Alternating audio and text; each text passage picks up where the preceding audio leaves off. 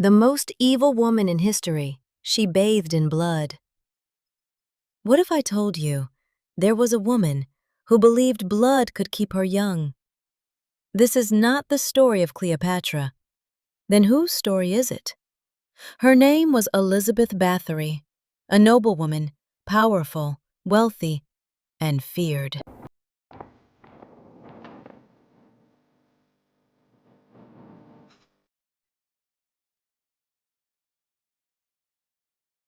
The story goes that she found the secret to eternal youth, not in a magical fountain, but in a cold stone basin, filling drop by drop with human blood.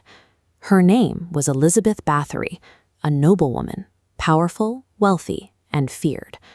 To understand her life, you have to understand the absolute authority of the aristocracy at that time. If you held land and title, there was no police force looking over your shoulder. You were the law.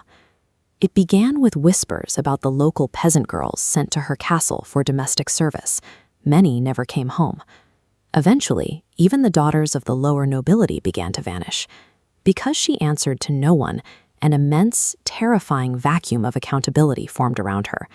In that kind of silence, the most horrific rumors began to sound like facts.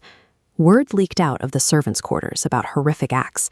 Tales of needles, freezing water, and a mistress whose vanity had warped into sadistic obsession. The local villagers couldn't exactly march up to the estate and demand a search warrant. Even the lesser lords were entirely dependent on the Báthory family's good graces for their own survival. The geography alone guaranteed her privacy. Once a victim was brought through those heavy stone gates, perched high above the surrounding valleys, they were completely cut off from the rest of the world.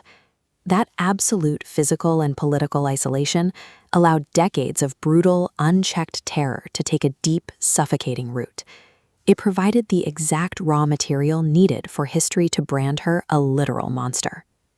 The breaking point finally arrived in December 1610. The Palatine of Hungary, essentially the prime minister, marched on Székely Castle with an armed escort to investigate the claims of mass murder. According to the official reports, the raiding party discovered a house of horrors.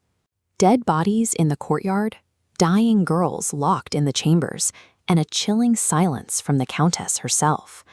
That single night cemented the myth of the Blood Countess.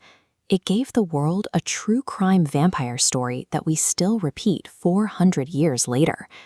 But look at the actual mechanics of that raid. Was the Palatine of Hungary really launching a daring rescue mission for peasant girls? To figure out what actually happened, we need to pull our attention far away from the gruesome folklore and follow the money. We need to see who stood to profit from Elizabeth Báthory's sudden downfall. Elizabeth operated completely independently of the crown.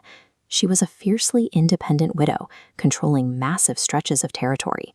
She commanded a larger private army and held far more liquid wealth than King Matthias II of Hungary. This chart illustrates the financial trap the king was caught in. The Hungarian crown had borrowed heavily from the Báthory family to fund its wars against the Ottoman Empire. The king owed Elizabeth a crippling, insurmountable debt. If she were convicted of a capital crime, her estates would be forfeited, and that entire debt would be erased. The details of the murders come entirely from confessions of her staff, extracted through brutal torture. Those accomplices were swiftly executed, burying any chance to recant. Elizabeth was locked away, never formally charged, and never permitted a trial. The sensational vampire narrative worked perfectly. It generated enough public shock to cover up what was, structurally, a massive seizure of private assets by a bankrupt king.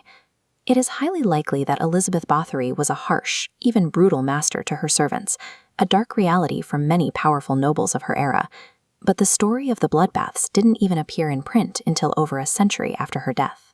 State-sponsored corruption is far more terrifying than any supernatural creature.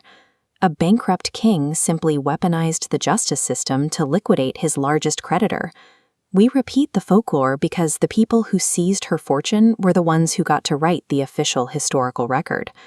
The legends will always call her a vampire, but the truth exposes the terrifying ease with which a woman's life and her legacy can be traded away to balance a royal ledger.